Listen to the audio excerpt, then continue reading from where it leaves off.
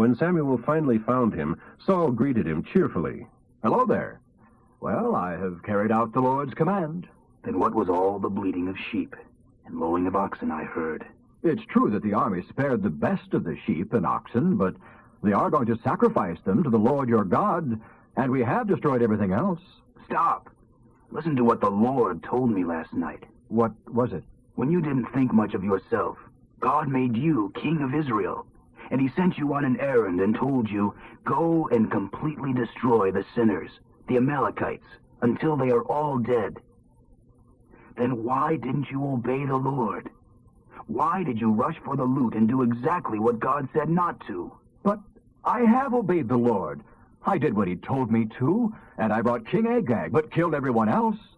And it was only when my troops demanded it that I let them keep the best of the sheep and oxen and loot, to sacrifice to the Lord."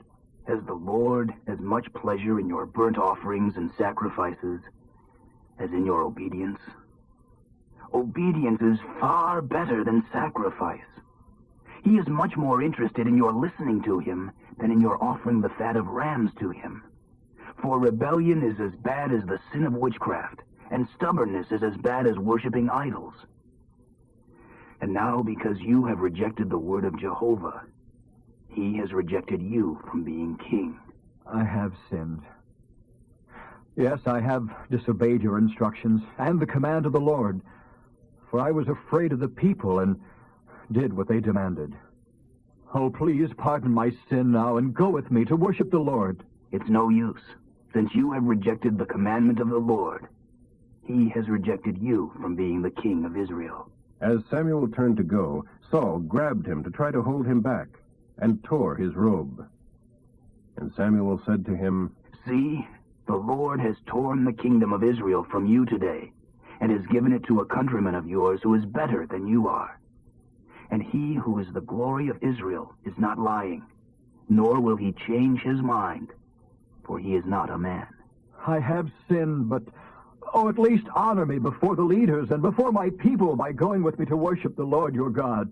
So Samuel finally agreed and went with him. Then Samuel said, "Bring King Agag to me." Agag arrived, all full of smiles, for he thought, "Surely the worst is over, and I have been spared." But Samuel said, "As your sword has killed the sons of many mothers, now your mother shall be childless." And Samuel chopped him in pieces before the Lord at Gilgal. Then Samuel went home to Ramah, and Saul returned to Gibeah. Samuel never saw Saul again, but he mourned constantly for him. And the Lord was sorry that he had ever made Saul king of Israel. Chapter 16. Finally, the Lord said to Samuel, "You have mourned long enough for Saul, for I have rejected him as king of Israel. Now take a vial of olive oil and go to Bethlehem, and find a man named Jesse, for I have selected one of his sons to be the new king." But Samuel asked, "How can I do that? If Saul hears about it, he will kill me." "Take a heifer with you," the Lord replied, "and say that you have come to make a sacrifice to the Lord. Then call Jesse to the sacrifice, and I will show you which of his sons to anoint." So Samuel did as the Lord had told him to. When he arrived at Bethlehem, the elders of the city came trembling to meet him. "What is wrong? Why have you come?" "All is well. I have come to sacrifice to the Lord. Purify yourselves and come with me to the sacrifice." And he performed the purification rite on Jesse and his sons, and invited them too. When they arrived, Samuel took one look at Eliab and thought, "Surely this is the man the Lord has chosen." But the Lord said to Samuel, "Don't judge by a man's face or height, for this is not the one. I don't make decisions the way you do. Men judge by outward appearance, but I look at a man's thoughts and intentions." Then Jesse told his son Abinadab to step forward and walk in front of Samuel. But the Lord said, "This is not the right man either." Next, Jesse summoned Shammah. But the Lord said, "No, this is not the one." In the same way, all 7 of his sons presented themselves to Samuel and were rejected. "The Lord has not chosen any of them. Are these all there are?" "Well, there is the youngest, but he's out in the fields watching the sheep." "Send for him at once, for we will not sit down to eat until he arrives." So Jesse sent for him. He was a fine-looking boy, ruddy-faced, and with pleasant eyes. And the Lord said, "This is the one. Anoint him." So as David stood there among his brothers, Samuel took the olive oil he had brought and poured it upon David's head, and the Spirit of Jehovah came upon him and gave him great power from that day onward. Then Samuel returned to Ramah. But the Spirit of the Lord had left Saul, and instead the Lord had sent a tormenting spirit that filled him with depression and fear. Some of Saul's aides suggested a cure. "We'll find a good harpist to play for you whenever the tormenting spirit is bothering you. The harp music will quiet you, and you'll soon be well again." All right. Find me a harpist. One of them said he knew a young fellow in Bethlehem, the son of a man named Jesse, who was not only a talented harp player, but was handsome, brave, and strong, and had good, solid judgment. What's more, the Lord is with him. So Saul sent messengers to Jesse, asking that he send his son David the shepherd. Jesse responded by sending not only David, but a young goat and a donkey carrying a load of food and wine. From the instant he saw David, Saul admired and loved him, and David became his bodyguard. Then Saul wrote to Jesse, Please let David join my staff, for I am very fond of him. And whenever the tormenting spirit from God troubled Saul, David would play the harp, and Saul would feel better, and the evil spirit would go away. Chapter 17. The Philistines now mustered their army for battle, and camped between Soka in Judah and Azekah in Ephes-Dammim. Saul countered with a build-up of forces at Elah Valley. So the Philistines and Israelis faced each other on opposite hills, with the valley between them. Then Goliath, a Philistine champion from Gath, came out of the Philistine ranks to face the forces of Israel. He was a giant of a man, measuring over 9 feet tall. He wore a bronze helmet, a 200-pound coat of mail, bronze leggings, and carried a bronze javelin several inches thick, tipped with a 25-pound iron spearhead. And his armor-bearer walked ahead of him with a huge shield. He stood and shouted across to the Israelis. Do you need a whole army to settle this? I will represent the Philistines, and you choose someone to represent you, and we will settle this in single combat. If your man is able to kill me, then we will be your slaves. But if I kill him, then you must be our slave. I defy the armies of Israel. Send me a man who will fight with me. When Saul and the Israeli army heard this, they were dismayed and frightened. David, the son of aging Jesse, a member of the tribe of Judah who lived in Bethlehem, Judah, had 7 older brothers. The 3 oldest, Eliab, Abinadab, and Shema, had already volunteered for Saul's army to fight the Philistines. David was the youngest son, and was on Saul's staff on a part-time basis. He went back and forth to Bethlehem to help his father with the sheep. For 40 days, twice a day, morning and evening, the Philistine giants strutted before the armies of Israel. One day Jesse said to David, Take this bushel of roasted grain and these 10 loaves of bread to your brothers. Give this cheese to their captain and see how the boys are getting along. And bring us back a letter from them. Saul and the Israeli army were camped at the valley of Elah. So David left the sheep with another shepherd and took off early the next morning with the gifts. He arrived at the outskirts of the camp just as the Israeli army was leaving for the battlefield with shouts and battle cries. Soon the Israeli and Philistine forces stood facing each other, army against army. David left his luggage with a baggage officer and hurried out to the ranks to find his brothers. As he was talking with them, he saw Goliath, the giant, step out from the Philistine troops and shout his challenge to the army of Israel. As soon as they saw him, the Israeli army began to run away in fright. The soldiers were asking, Have you seen the giant? He has insulted the entire army of Israel. And have you heard about the huge reward the king has offered to anyone who kills him? And the king will give him one of his daughters for a wife, and his whole family will be exempted from paying taxes. David talked to some others standing there to verify the report. He asked them, What will a man get for killing this Philistine and ending his insult to Israel? Who is this heathen Philistine, anyway? that he's allowed to defy the armies of the living God. And he received the same reply as before. But when David's oldest brother, Eliab, heard David talking like that, he was angry. What are you doing around here anyway? What about the sheep you're supposed to be taking care of? I know what a cocky brat you are. You just want to see the battle. What have I done now? I was only asking a question. And he walked over to some others and asked them the same thing and received the same answer. When it was finally realized what David meant, someone told King Saul, and the king sent for him. Don't worry about a thing. I'll take care of this Philistine. Don't be ridiculous. How can a kid like you fight with a man like him? You're only a boy, and he's been in the army since he was a boy. When I am taking care of my father's sheep, and a lion or a bear comes and grabs a lamb from the flock, I go after it with a club and take the lamb from its mouth. If it turns on me, I catch it by the jaw and club it to death.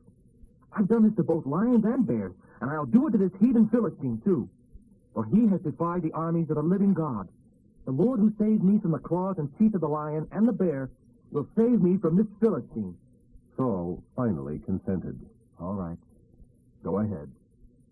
And may the Lord be with you. Then Saul gave David his own armor, a bronze helmet, and a coat of mail. David put it on, strapped the sword over it, and took a step or two to see what it was like, for he had never worn such things before. I can hardly move, he exclaimed, and took them off again.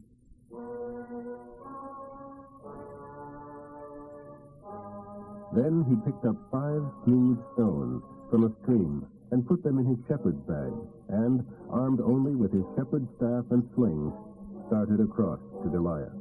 Goliath walked out towards David, with his shield-bearer ahead of him, sneering in contempt at this nice little red-cheeked boy. Am I a dog? That you come at me with a stick? Come over here, and I'll give your flesh to the birds and wild animals. And he cursed David by the names of his gods. You come to me with a sword and a spear, but I come to you in the name of the Lord of the armies of heaven and of Israel, the very God whom you have defied. Today the Lord will conquer you, and I will kill you and cut off your head. And then I will give the dead bodies of your men to the birds and wild animals, and the whole world will know that there is a God in Israel. And Israel will learn that the Lord does not depend on weapons to fulfill his plan. He works without regard to human needs. He will give you to us. As Goliath approached, David ran out to meet him, and, reaching into his shepherd's bag, took out a stone, hurled it from his sling, and hit the Philistine in the forehead. The stone sank in, and the man fell on his face to the ground. So David conquered the Philistine giant with a sling and a stone.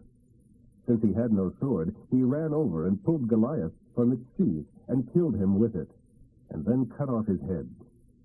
When the Philistines saw that their champion was dead, they turned and ran. Then the Israelis gave a great shout of triumph and rushed after the Philistines, chasing them as far as Gath and the gates of Ekron. The bodies of the dead and wounded Philistines were strewn all along the road to Shearaim. Then the Israeli army returned and plundered the deserted Philistine camp. Later, David took Goliath's head to Jerusalem, but stored his armor in his tent. As Saul was watching David go out to fight Goliath, he asked Abner, the general of his army, Abner, what sort of family does this young fellow come from? I really don't know. Well, find out. After David had killed Goliath, Abner brought him to Saul with the Philistine's head still in his hand. Tell me about your father, my boy. His name is Jesse, and we live in Bethlehem. Chapter 18. After King Saul had finished his conversation with David, David met Jonathan, the king's son, and there was an immediate bond of love between them. Jonathan swore to be his blood brother and sealed the pact by giving him his robe, sword, bow, and belt. King Saul now kept David at Jerusalem and wouldn't let him return home anymore. He was Saul's special assistant, and he always carried out his assignments successfully. So Saul made him commander of his troops, an appointment which was applauded by the army and general public alike. But something had happened when the victorious Israeli army was returning home after David had killed Goliath. women came out from all the towns along the way to celebrate and to cheer for King Saul, and were singing and dancing for joy with tambourines and cymbals. However, this was their song. Saul has slain his thousands, and David his 10,000. Of course, Saul was very angry. He said to himself, What's this? They credit David with 10,000 and me with only thousands. Next, they'll be making him their king. So from that time on, King Saul kept a jealous watch on David. The very next day, in fact, a tormenting spirit from God overwhelmed Saul, and he began to rave like a madman. David began to soothe him by playing the harp, as he did whenever this happened. But Saul, who was fiddling with his spear, suddenly hurled it at David, intending to pin him to the wall. But David jumped aside and escaped. This happened another time, too, for Saul was afraid of him and jealous because the Lord had left him and was now with David. Finally, Saul banned him from his presence and demoted him to the rank of captain. But the controversy put David more than ever in the public eye. David continued to succeed in everything he undertook, for the Lord was with him. When King Saul saw this, he became even more afraid of him. But all Israel and Judah loved him, for he was as one of them. One day Saul said to David, I am ready to give you my oldest daughter, Merab, as your wife. But first, you must prove yourself to be a real soldier by fighting the Lord's battles. I'll send him out against the Philistines and let them kill him rather than doing it myself. Who am I that I should be the king's son-in-law? My father's family is nothing. But when the time arrived for the wedding, Saul married her to Adriel, a man from Maholath, instead. In the meantime, Saul's daughter Michal had fallen in love with David, and Saul was delighted when he heard about it. There's another opportunity to see him killed by the Philistines, Saul said to himself, but to David he said, You can be my son-in-law after all, for I will give you my youngest daughter. Then Saul instructed his men to say confidentially to David that the king really liked him a lot, and that they all loved him and thought he should accept the king's proposition and become his son-in-law. But David replied, How can a poor man like me from an unknown family find enough dowry to marry the daughter of a king? When Saul's men reported this back to him, he told them, Tell David that the only dowry I need is 100 dead Philistines.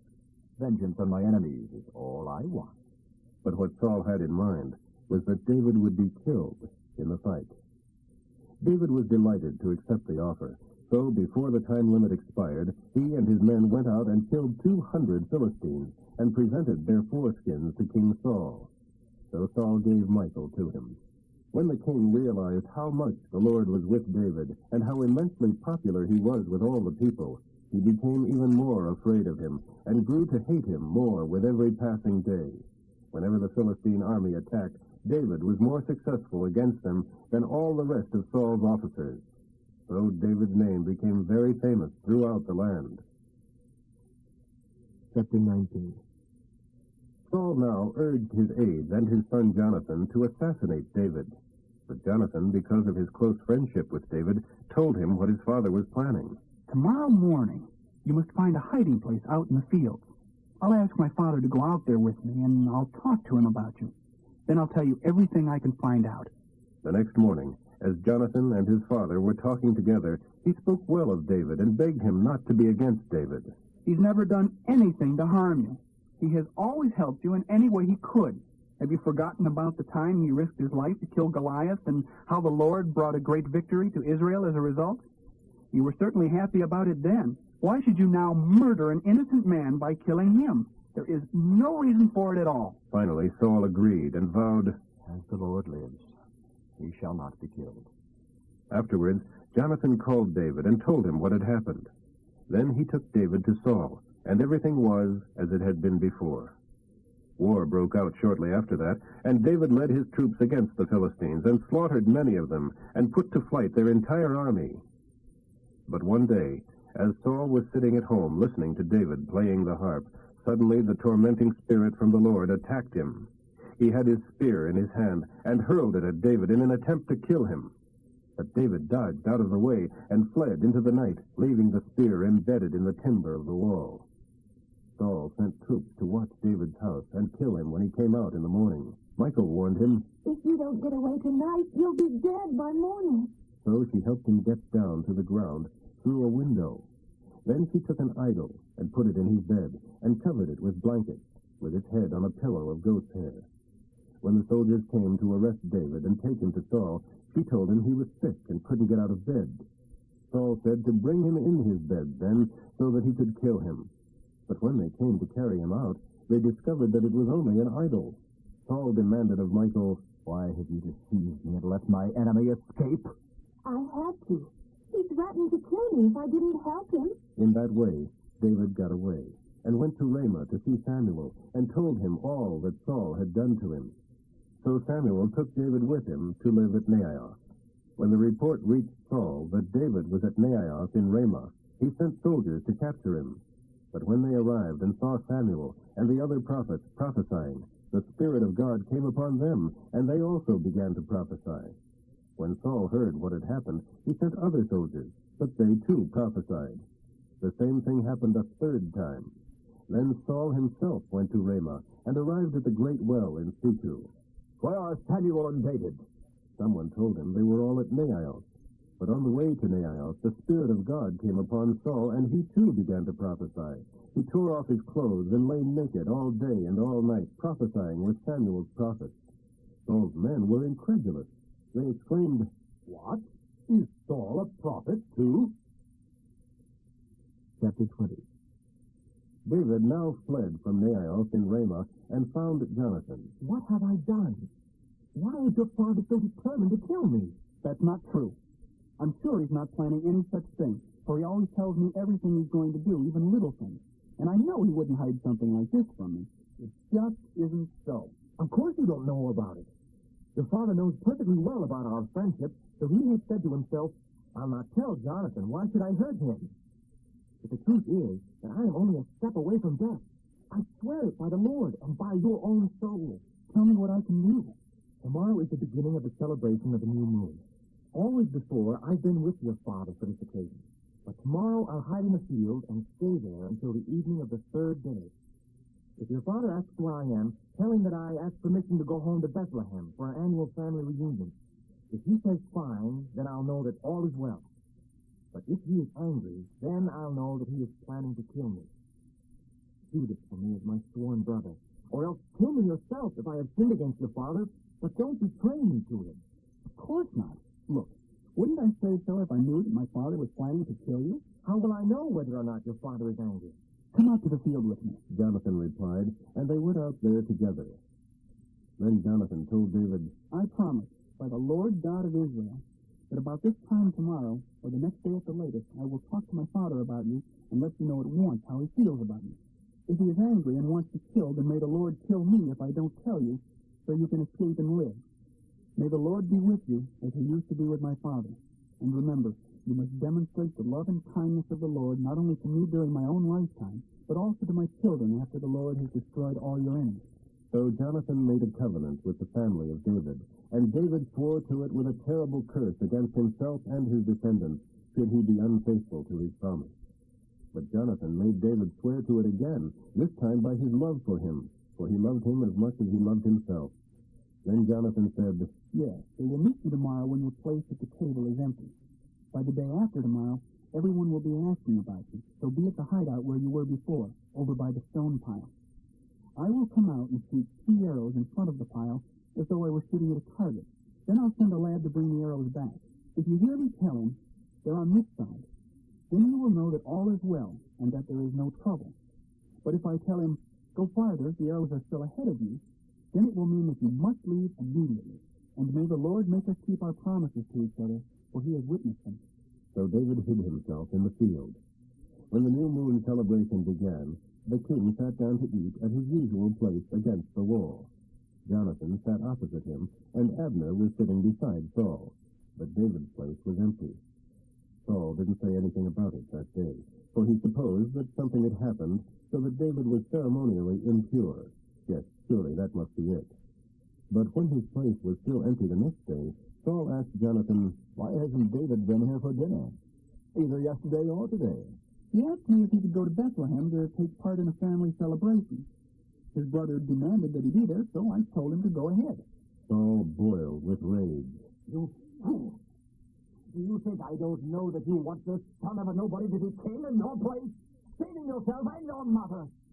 As long as that fellow is alive, you'll never be king. Now go and get him, so I can kill him. But what has he done? Why should he be put to death? Then Saul hurled his spear at Jonathan, intending to kill him. So at last Jonathan realized that his father really meant it when he said that David must die. Jonathan left the table in fierce anger and refused to eat all that day, for he was hurt by his father's shameful behavior toward David. The next morning, as agreed, Jonathan went out into the field and took a young boy with him to gather his arrows. Start running, so that you can find the arrows as I shoot them. So the boy ran, and Jonathan shot an arrow beyond him. When the boy had almost reached the arrow, Jonathan shouted, The arrow is still ahead of you. Hurry, don't wait. So the boy quickly gathered up the arrows and ran back to his master. He, of course, didn't understand what Jonathan meant. Only Jonathan and David knew.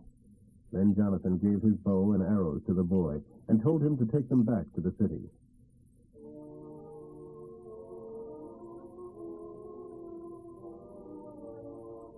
As soon as he was gone, David came out from where he had been hiding near the south edge of the field, and they sadly shook hands, tears running down their cheeks, until David could weep no more. At last Jonathan said to David, Cheer up, for we have entrusted each other and each other's children into God's hands forever. So they parted, David going away and Jonathan returning to the city.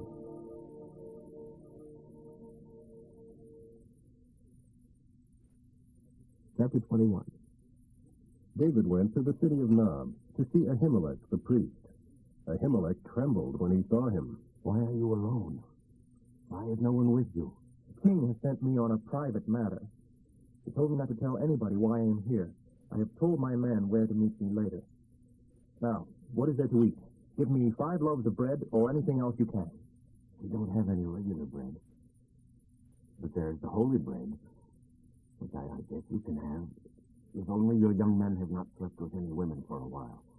Rest assured, I never let my men run wild when they are on an expedition.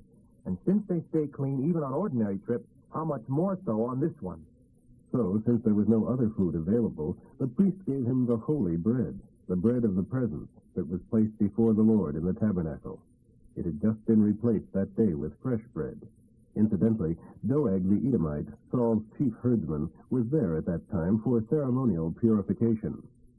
David asked Ahimelech if he had a spear or sword he could use. The king's business required such haste, and I left in such a rush that I came away without a weapon. Well, I have the sword of Goliath, the Philistine, the fellow you killed in the valley of Elah. It is wrapped in a cloth in the clothes closet. Take that if you want it, but there's nothing else here. Just the same. Give it to me. Then David hurried on, for he was fearful of Saul, and went to King Achish of Gath. But Achish's officers weren't happy about his being there. Isn't he the top leader of Israel? Isn't he the one that people honor at their dances, singing, Saul has slain his thousands and David his 10,000? David heard these comments and was afraid of what King Achish might do to him, so he pretended to be insane. He scratched on doors and let his spittle flow down his beard, until finally King Achish said to his men, Must you bring me a madman? We already have enough of them around here. Should such a fellow as this be my guest?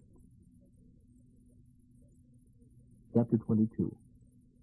So David left Gath and escaped to the cave of Adullam, where his brothers and other relatives soon joined him. Then others began coming, those who were in any kind of trouble, such as being in debt or merely discontented, until David was the leader of about 400 men. Later, David went to Mizpah in Moab to ask permission of the king for his father and mother to live there under royal protection until David knew what God was going to do for him. They stayed in Moab during the entire period when David was living in the cave. One day the prophet Gad told David to leave the cave and return to the land of Judah. So David went to the forest of Hereth. The news of his arrival in Judah soon reached Saul. He was in Gibeah at the time, sitting beneath an oak tree, playing with his spear, surrounded by his officers. Listen here, you men of Benjamin. Has David promised you fields and vineyards and commissions in his army? Is that why you were against me? For not one of you has ever told me that my own son is on David's side. You're not even sorry for me. Think of it. My own son encouraging David to come and kill me. Then Doeg the Edomite, who was standing there with Saul's men, spoke up. When I was at Nob, I saw David talking to Ahimelech the priest. Ahimelech consulted the Lord to find out what David should do, and then gave him food and the sword of Goliath, the Philistine. King Saul immediately summoned Ahimelech and all his family and all the other priests at Nob. When they arrived, Saul shouted at him, Listen to me, you son of Ahitub. Well, what is it? Why have you and David conspired against me? Why did you give him food and a sword and talk to God for him? Why did you encourage him to revolt against me and to come here and attack me? But, sir, is there anyone among all your servants who is as faithful as David, your son-in-law? Why, he's the captain of your bodyguard and a highly honored member of your own household. This was certainly not the first time I had consulted God for him. It's unfair for you to accuse me and my family in this matter, for we know nothing of any plot against you. You shall die, Ahimelech, along with your entire family. The king shouted. He ordered his bodyguard, Kill these priests, for they are allies and conspirators with David. They knew he was running away from me, but they didn't tell me. But the soldiers refused to harm the clergy. Then the king said to Doeg, You do it. So Doeg turned on them and killed them, 85 priests in all wearing their priestly robes. Then he went to Nob, the city of the priests, and killed the priests' families, men, women, children, and babies, and also all the oxen, donkeys, and sheep. Only Abiathar, one of the sons of Ahimelech, escaped and fled to David. When he told him what Saul had done, David exclaimed, I knew it. When I saw Doeg there, I knew he would tell Saul. Now I have caused the death of all your father's family. Stay here with me, and I'll protect you with my own life. Any harm to you will be over my dead body. Chapter 23. One day news came to David that the Philistines were at Keilah, robbing the threshing floors. David asked the Lord, Shall I go and attack them? Yes, go and save Keilah, the Lord told him. But David's men said, We're afraid even here in Judah. We certainly don't want to go to Keilah to fight the whole Philistine army. David asked the Lord again, and the Lord again replied, Go down to Keilah, for I will help you conquer the Philistines. They went to Keilah and slaughtered the Philistines and confiscated their cattle, and so the people of Keilah were saved. Abiathar the priest went to Keilah with David, taking his ephod with him to get answers for David from the Lord. Saul soon learned that David was at Keilah. Good. We've got him now. God has delivered him to me, for he has trapped himself in a walled city. So Saul mobilized his entire army to march to Keilah and besiege David and his men. But David learned of Saul's plan and told Abiathar the priest to bring the ephod and to ask the Lord what he should do. O Lord God of Israel, I have heard that Saul is planning to come and destroy Keilah because I am here. Will the men of Keilah surrender me to him? And will Saul actually come, as I have heard? O Lord God of Israel, please tell me. And the Lord said, He will come. And will these men of Keilah betray me to Saul? And the Lord replied, Yes, they will betray you. So David and his men, about 600 of them now, left Keilah and began roaming the countryside. Word soon reached Saul that David had escaped, so he didn't go there after all. David now lived in the wilderness caves in the hill country of Ziph. One day, near Horesh, he received the news that Saul was on his way to Ziph to search for him and kill him. Saul hunted him day after day, but the Lord didn't let him find him. Prince Jonathan now went to find David. He met him at Horesh and encouraged him in his faith in God. Don't be afraid. My father will never find you. You are going to be the king of Israel, and I will be next to you, as my father is well aware. So the two of them renewed their pact of friendship, and David stayed at Horesh while Jonathan returned home. But now the men of Ziph went to Saul in Gibeah and betrayed David to him. We know where he is hiding. He is in the caves of Horesh and Hakilah Hills down in the southern part of the wilderness. Come on down, sir, and we will catch him for you, and your fondest wish will be fulfilled. Well, praise the Lord. At last someone has had pity on me. Go and check again to be sure of where he is staying and who has seen him there, for I know that he is very crafty. Discover his hiding places and then come back and give me a more definite report. Then I'll go with you. And if he is in the area at all, I'll find him if I have to search every inch of the entire land. So the men of Ziph returned home. But when David heard that Saul was on his way to Ziph, he and his men went even further into the wilderness of Maon, in the south of the desert. But Saul followed them there. He and David were now on opposite sides of a mountain. As Saul and his men began to close in, David tried his best to escape, but it was no use. But just then, a message reached Saul that the Philistines were raiding Israel again. So Saul quit the chase and returned to fight the Philistines. Ever since that time, the place where David was camped has been called the Rock of Escape. David then went to live in the caves of En-Gedi. Chapter 24. After Saul's return from his battle with the Philistines, he was told that David had gone into the wilderness of En-Gedi.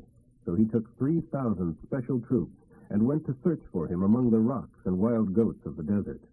At the place where the road passes some sheepfolds, Saul went into a cave to go to the bathroom. But as it happened, David and his men were hiding in the cave. Now is your time. Today is the day the Lord was talking about when he said, I will certainly put Saul into your power to do with as you wish.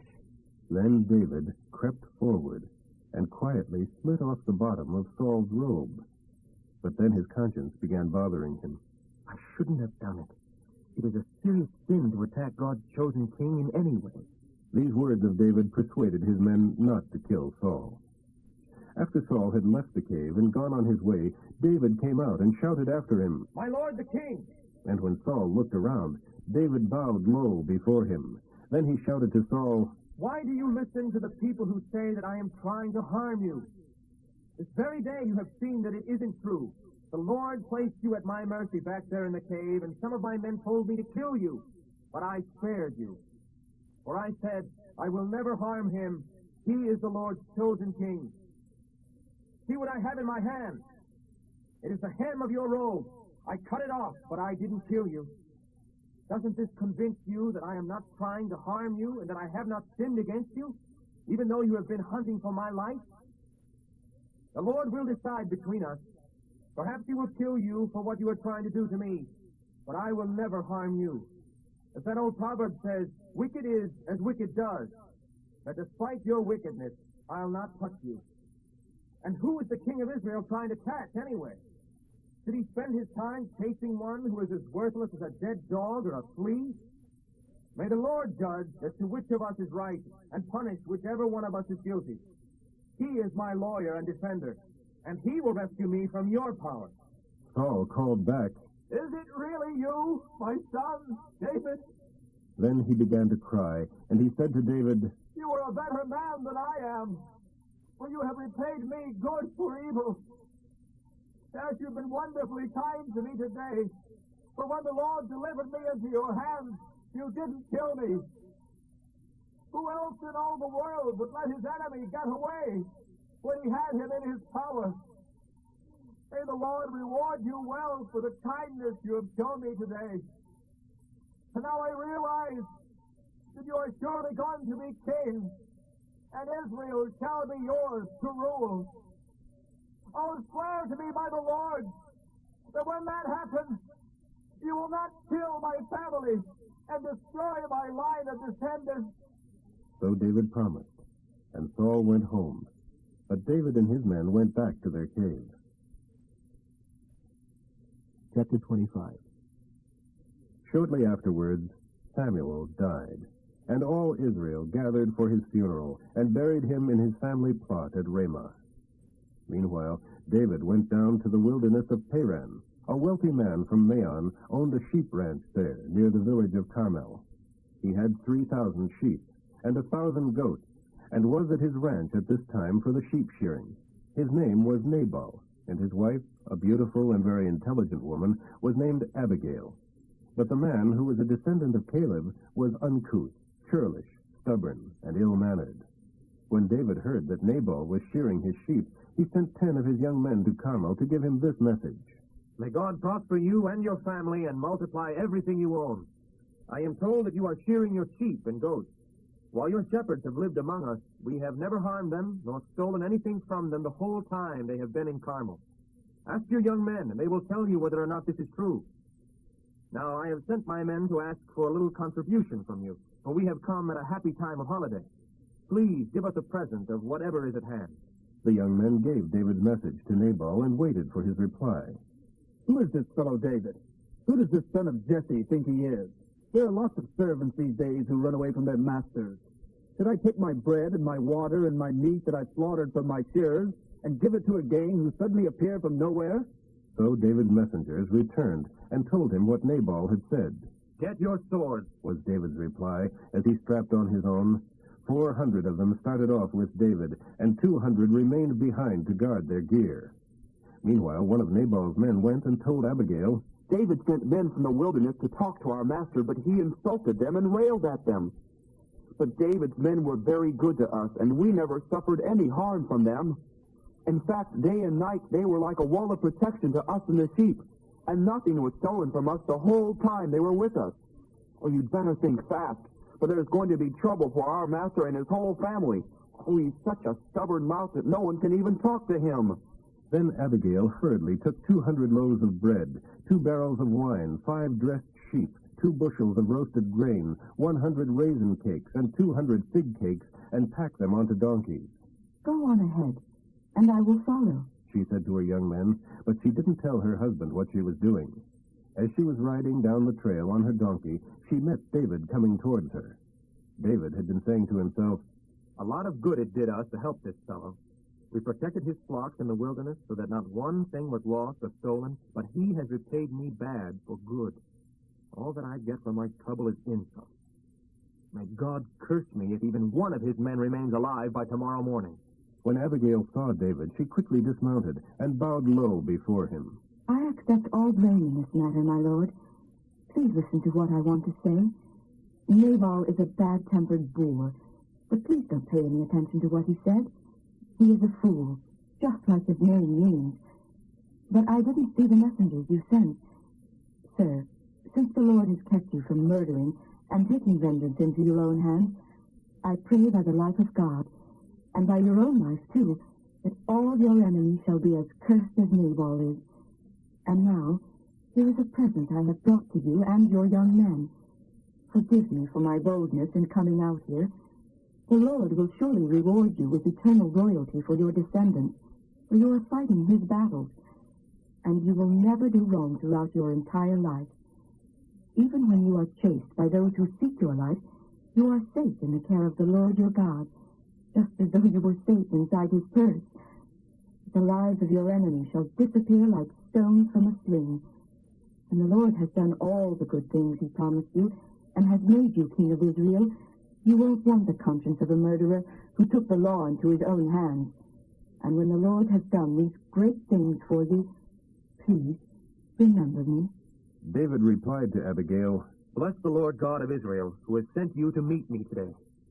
Thank God for your good sense.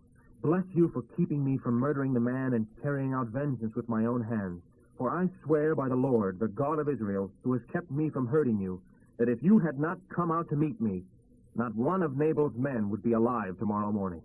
Then David accepted her gift and told her to return home without fear, for he would not kill her husband.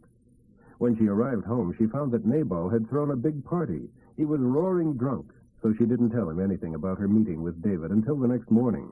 By that time, he was sober, and when his wife told him what had happened, he had a stroke and lay paralyzed for about 10 days, then died, for the Lord killed him. When David heard that Nabal was dead, he said, "Praise the Lord. God has paid back Nabal and kept me from doing it myself. He has received his punishment for his sin." Then David wasted no time in sending messengers to Abigail to ask her to become his wife. When the messengers arrived at Carmel and told her why they had come, she readily agreed to his request. Quickly getting ready, she took along 5 of her serving girls as attendants, mounted her donkey, and followed the men back to David. So she became his wife. David also married Ahinoam from Jezreel. King Saul, meanwhile, had forced David's wife Michal, Saul's daughter, to marry a man from Gollum named Paltai, the son of Laish.